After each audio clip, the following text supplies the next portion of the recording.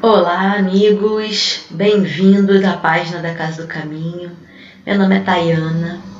Hoje nós vamos fazer um estudo, uma biografia, um estudo biográfico sobre a vida de Chico Xavier. Antes de mais nada, vamos dar início a esse estudo com uma pequena prece. Querido e amado Mestre Jesus, muito obrigado pela nossa vida, pela nossa saúde, pela nossa família, pela oportunidade no trabalho no bem, que possamos acompanhar o desenvolvimento da nossa casa, que possamos acompanhar as tarefas que nos chegam. Seja conosco, Senhor, nos ampare, nos proteja, fortaleça e que possamos seguir sempre para o alto e para Ti. Que seja sempre em nome dos nossos amigos espirituais do bem, nossos anjos da guarda, nossos mentores que nunca nos abandonam, em nome de Jesus e de Deus, acima de tudo, que terminamos essa prece e iniciamos esse estudo tão especial do dia de hoje. Que assim possa ser, graças a Deus. Meus amigos, é um ícone mundial, Nosso grande Chico Xavier é um grande divulgador, trabalhador, abnegado da doutrina espírita, conhecido mundialmente pelas obras que psicografou. E nós vamos passar devagarzinho para conhecer um pouquinho da história. A história é muito vasta, são 92 anos dessa encarnação, mas vai dar para a gente falar um pouquinho dele nesse tempinho, tá bom?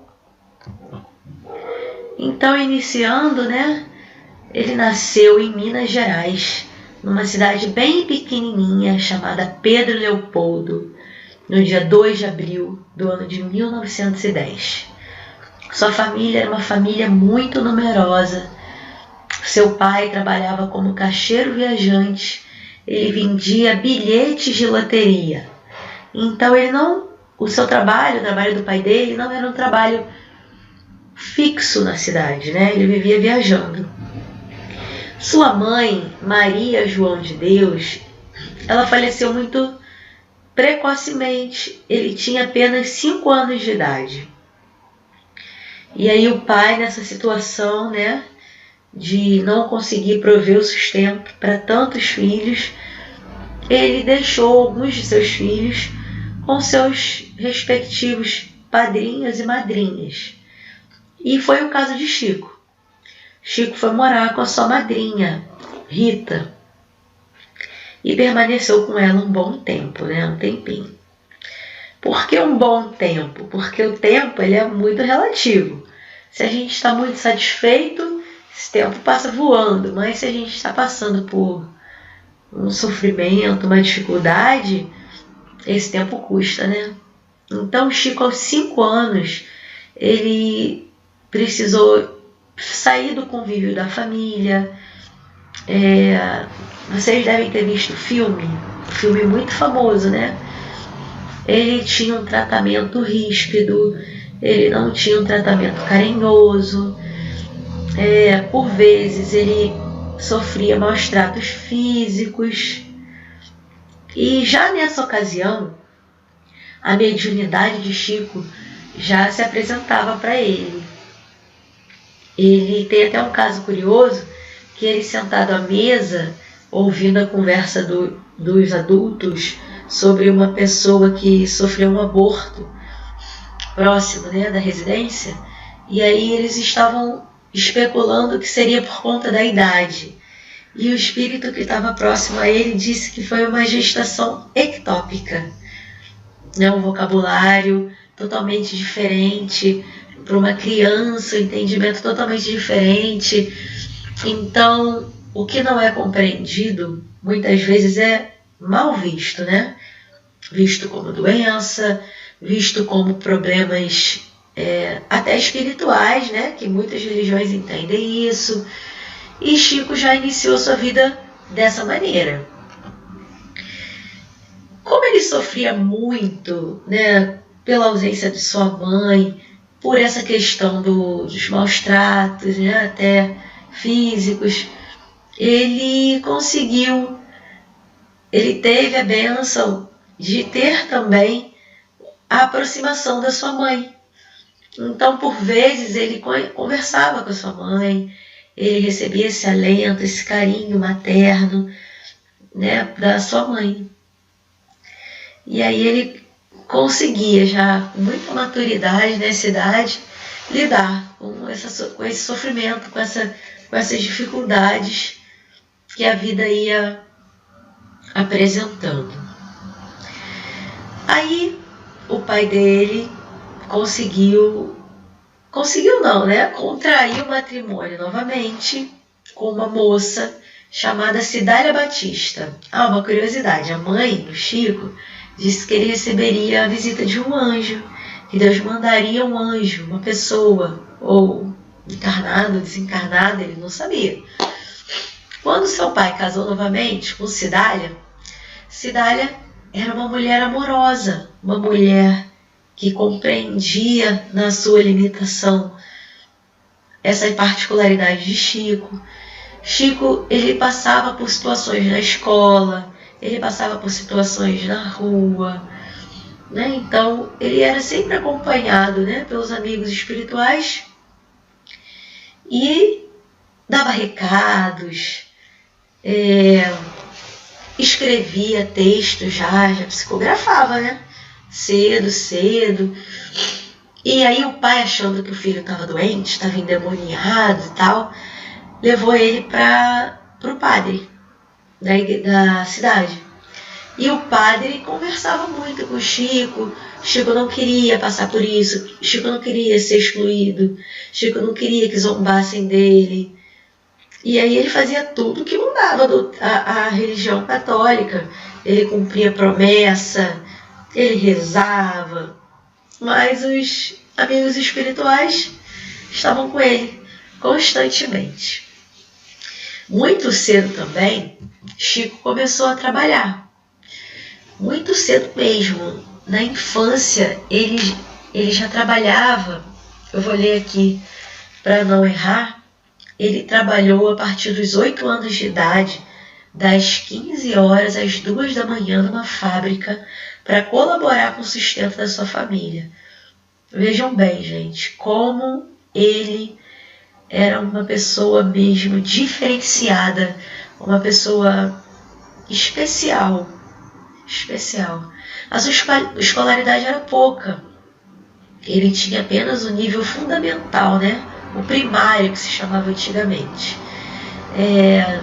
E aí, já rapaz, houve uma situação muito complicada na família dele.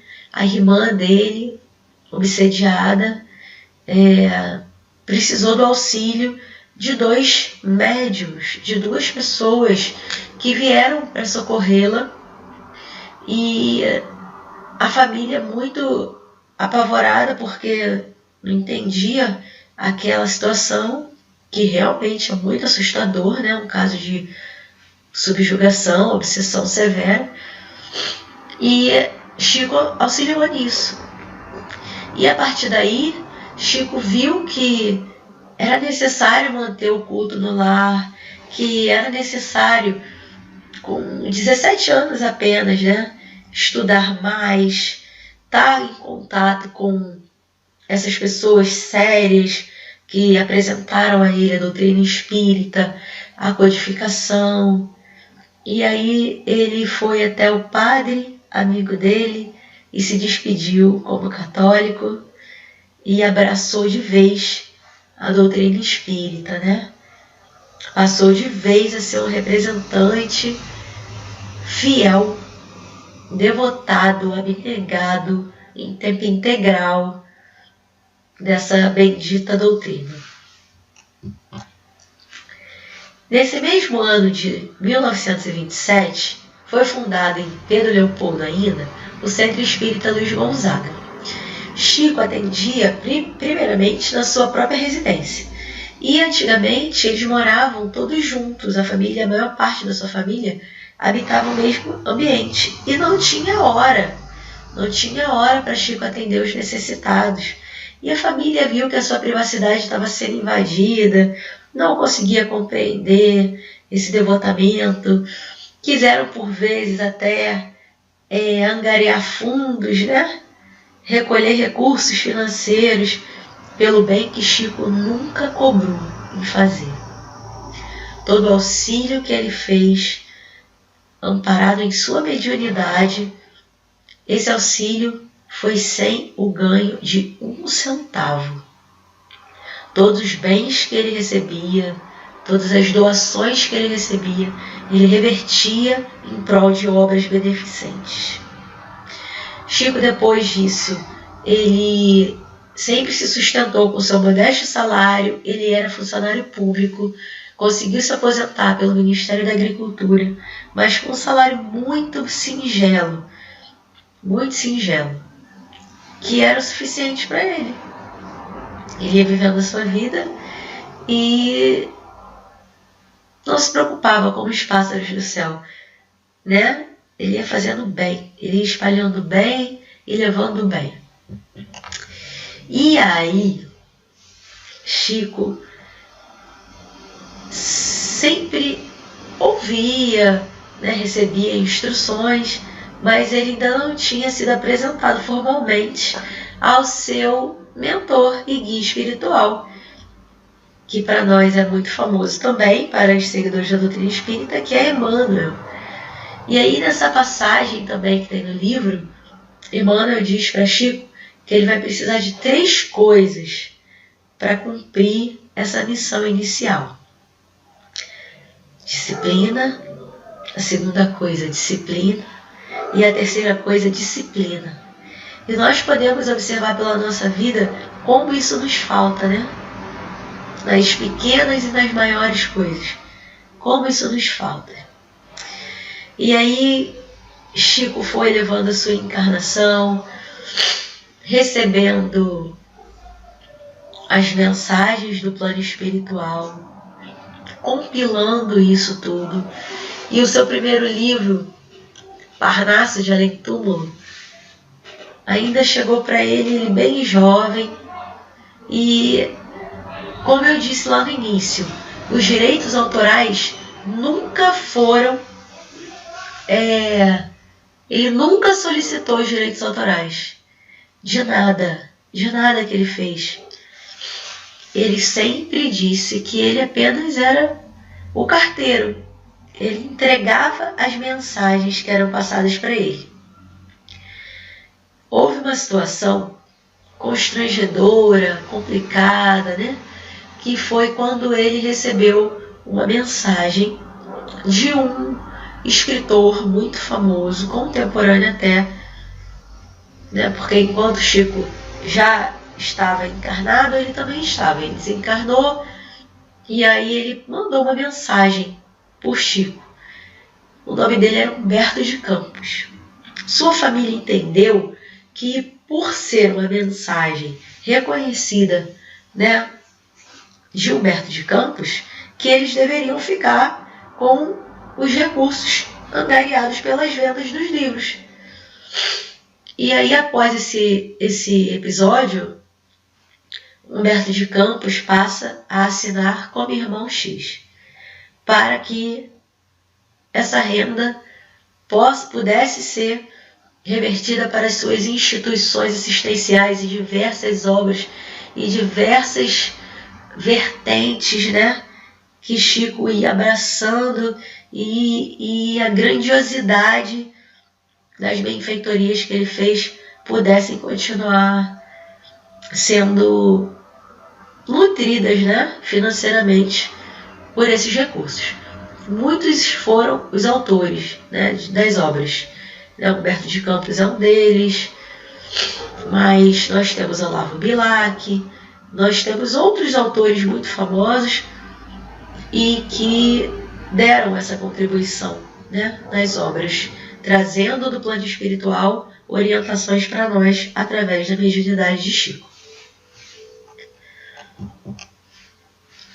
Teve uma ocasião que Chico foi arguído num programa muito famoso chamado Pinga Fogo. Na ocasião, Chico foi arguído sobre diversos temas. As comparações, elas são inevitáveis, né? Claro que nós temos Jesus como modelo e guia e maior representante de espiritualidade que nós tivemos a oportunidade de ter no nosso planeta. Mas Jesus ele era incitado ao erro constantemente. E Chico também. Chico também ele era incitado ao erro constantemente.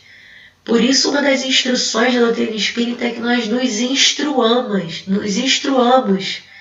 que nós possamos ter conhecimento, estudo, que nós possamos buscar leitura, que nós possamos buscar conhecimento, para que nós embasemos a nossa fé na razão, como é dito, né, nos pilares da doutrina espírita, que é uma fé raciocinada. Nesse episódio, eles buscam de Chico várias questões, né? Eles levam Chico a, inclusive, explicar mediunidade, pedem para Chico psicografar, pedem para Chico falar sobre sexualidade, né? São temas que, se hoje já são tabu, imagine na ocasião, né? E Chico enfrentava essas questões de frente. Ele estava lá sempre amparado, claro, né, pelo seu amigo espiritual, mas ele conseguia, ele vencia a timidez, ele vencia as suas limitações, ele pedia muita desculpa. A gente vendo os estudos, né, e vendo os vídeos antigos, ele pedia muita desculpa por qualquer erro que ele pudesse cometer. E ele dizia que os erros eram dele. E isso é muita humildade, isso aí é uma demonstração maravilhosa, né, de como ele conseguia trazer para todos o acalanto, trazer para todos essa tranquilidade. E principalmente para as pessoas que buscavam ele por desespero, né? Porque a gente ouve que a gente busca por amor ou por dor a doutrina. E muitas mães, elas buscavam Chico para saber de seus filhos, seus entes, né, queridos. E essa máxima do telefone tocar de lá para cá, ela também era dita por Chico. Né? Não era simplesmente chegar alguém em desespero e esse alguém receber uma mensagem. Era preciso que o espírito tivesse a possibilidade, que o espírito pudesse entrar em contato, né? E também me recordo de uma situação muito interessante, que é do caso que foi levado a julgamento. Esse caso passa no filme também. Esses fatos eles são verídicos, tá?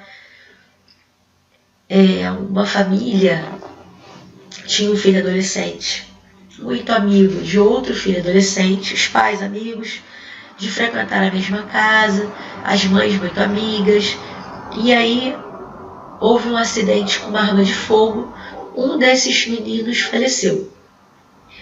E o outro foi acusado pelo assassinato. A mãe ficou muito revoltada, o pai também, o casamento ia de mal a pior, a amizade com a mãe do rapaz acabou. E aí, numa determinada situação, Chico psicografa uma carta com caracteres muito particulares, familiares, entre essa mãe e esse pai e esse filho desencarnado, que justifica na carta que houve um acidente e que o amigo não tinha intenção nenhuma, culpa nenhuma daquela situação.